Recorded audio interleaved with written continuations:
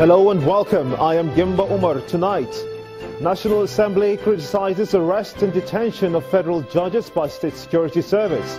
National Judicial Council emergency sit-in on the matter ends inconclusive. Law Professor Issa Sage blames senior lawyers for corrupting the country's judiciary, insists they have no moral right to condemn judges' arrests. Presidential Committee on Small and Light Weapons destroy over 1,000 sophisticated weapons seized from Benue State most wanted gang leader. And Burundi's government bans 3 United Nations investigators for entering the country after the alleged gross human rights violations by the country's authorities. And on business news tonight, federal government plans to raise 1 trillion naira to solve housing deficit. On sports news tonight, Algeria Football Federation sacks head coach Milovan Rajevac following Desert Foxes' draw against Cameroon in Sunday's World Cup qualifier.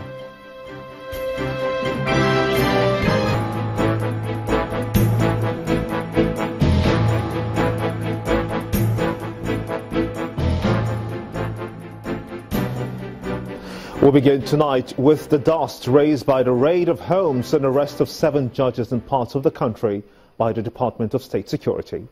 The National Assembly has weighed in on the matter, with the House of Representatives setting up an ad hoc committee to investigate what it has termed the invasion of property and arrest of persons by the Department of State Services, DSS, since May the 29th, 2016. Presenting the motion, Representative Kingsley Chinda observed that if left unchecked, the trend could result in self-help by citizens. The Senate has also condemned the incident. Our correspondent, Lanrila Sisi, reports. It's an operation that has stunned the country.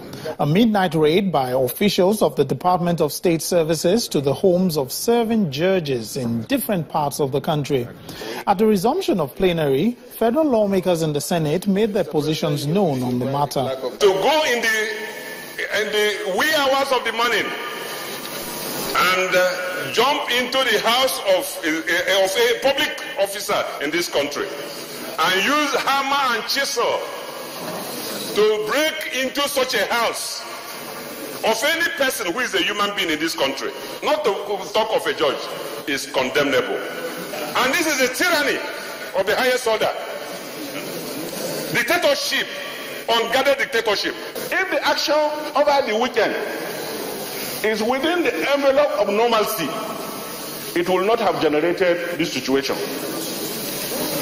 That is why we say law and order. So what technically it means is that something somewhere has gone wrong. The recommendation that the Senate should summon the Director General of the DSS, Mr. Lawal Daura, to explain the reason behind the invasion of homes and arrest of judges did not sail through. The Senate, however, directs its Committee on Judiciary, Human Rights and Legal Matters to review all existing laws establishing security agencies and report back in 4 weeks. Meanwhile, in the other chamber, the matter is introduced as a motion of urgent national importance. The sponsor asks the House of Representatives to investigate the invasion and arrest of judicial officers for alleged corruption and similar incidents by the Department of State Services. The House is conscious of the powers of the SSS as enumerated in Sections 2, Subsection 3 and Section 6 of the National Security Agencies Act 1986, which does not include the investigation and prosecution of corruption and abuse of office.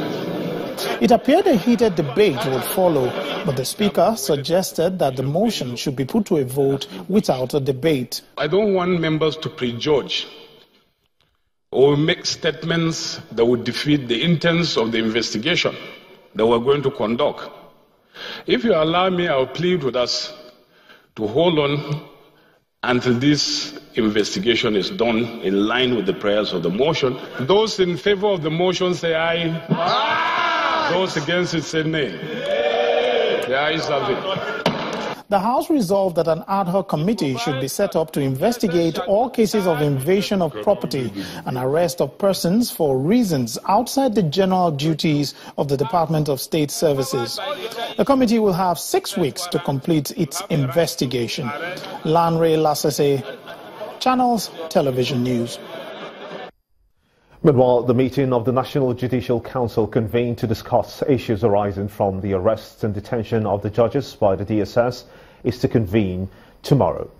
A source in the Supreme Court confirmed to Channels Television that the meeting, holding at the NJC complex in the three-armed zone area of Abuja, was inconclusive, and the Council will again meet tomorrow, October the 12th, to continue its deliberation.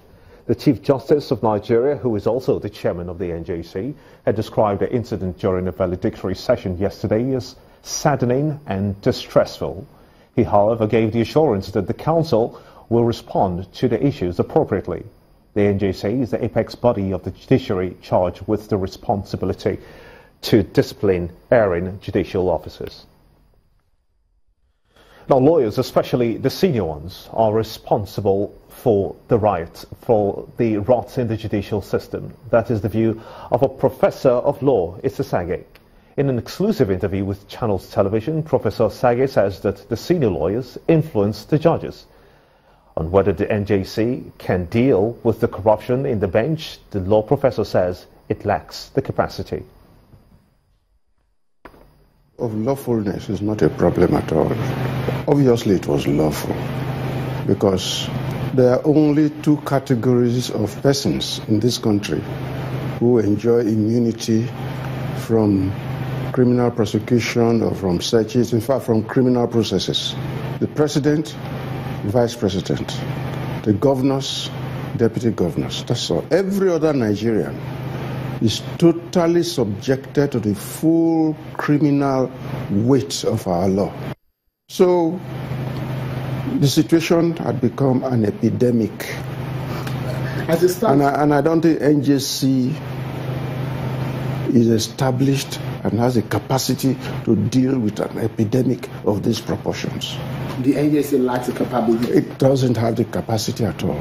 It's supposed to deal with a normal thing. When 2 or 3 people have misconducted themselves, then the whole process of appointing a committee to hear the petitions and then make recommendations, all those things are for normalcy, not to deal with an epidemic which was rocking, in fact, which was going to bring the whole country down. Because if you shoot down, if you destroy democratic hopes that if a person goes into an election and the majority votes for him, he'll be declared a winner. Once you destroy that, we are aiming for civil war.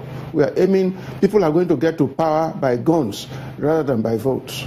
Thankfully, they've been released on their own self-recognition, which is very good.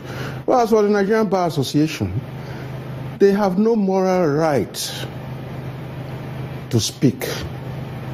It sounds very bad in their mouths to condemn and to criticize, because the members of the Nigerian Bar Association are the ones responsible for where we are today in judicial corruption and total corruption of our electoral system and the whole criminal administration system. Nigerian members of the Nigerian Bar Association, the senior ones, are the ones responsible for it. So it sounds very ill and very bad in their mouths to begin to protest and say things. They are the ones who carry billions of naira and millions of dollars to these poor judges.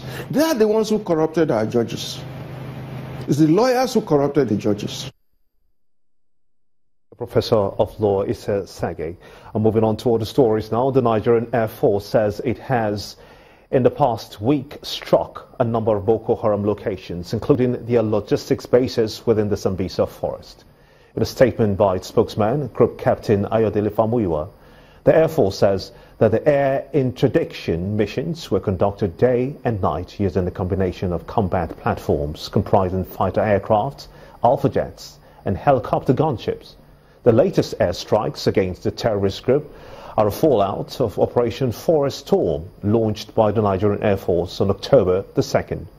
This is to further degrade the capacity of the Boko Haram elements within the Sambisa general area in order to create an enabling environment for the ground forces to continue the operation.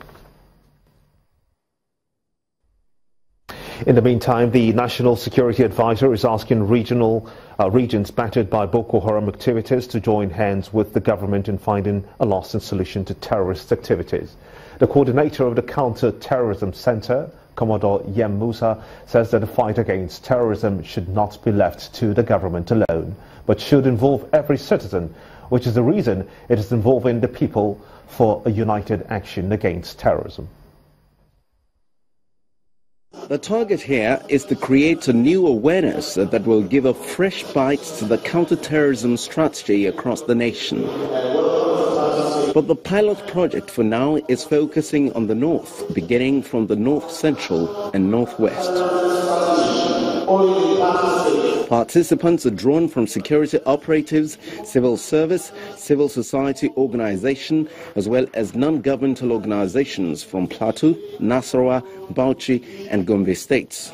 It is beyond serious dispute that terrorism has a profoundly negative impact on the nation, its citizens, and the general disposition thereof. The carnage unleashed by the Boko Haram terrorist group has caused a devastating loss of life and properties in a grave menace that must be adequately tackled.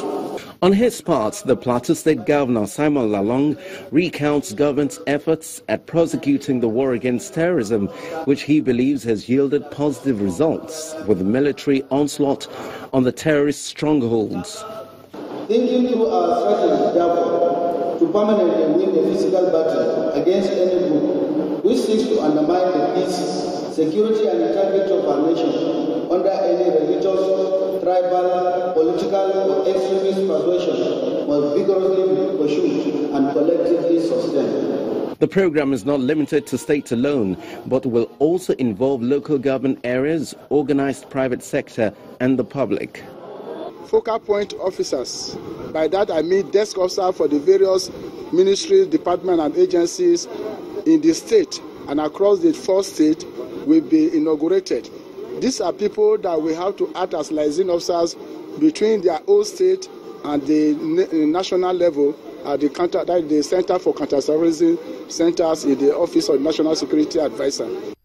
With the commencement of the national sensitization on implementation of the national counterterrorism strategy across the nation, it will be expected that Nigerians will be more informed on strategies to apply in counterterrorism and consolidate on the achievements made so far in the war against terror.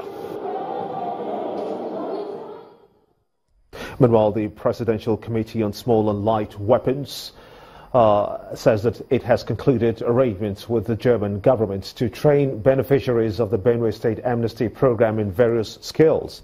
The chairman of the committee, Ambassador Emmanuel Imohe, made this known during the destruction of over 1,500 sophisticated weapons seized from various criminal suspects in the state. On his part, the state governor, Samuel Orcham, vowed that those who reject the amnesty offer and return to crime will be dealt with. The Presidential Committee on Small Arms and Light Weapons says over 8 million illicit arms are believed to be in the hands of people in Nigeria illegally. These are some of the arms and weapons recovered from suspects in Benue State. Are you sure that genuinely? The state government is here to destroy the recovered arms. This is in collaboration with the federal government of Nigeria and the German government. We have more than 400 of these youths that are talking with us. The records are there, and we are working with them, planning this training program for them. And of course, like we did promise, we're going to integrate them into the society. But those of them who have gone back to their vomit are those who, with the law, they will face the law as far as we're concerned. And we're going after them. We're not joking about this. We cannot surrender the state to criminals. The Benue State Governor, Mr. Samuel Orcham, begins the official destruction exercise with his deputy, Mr. Benson Abonu, after inspecting the cache of assorted arms.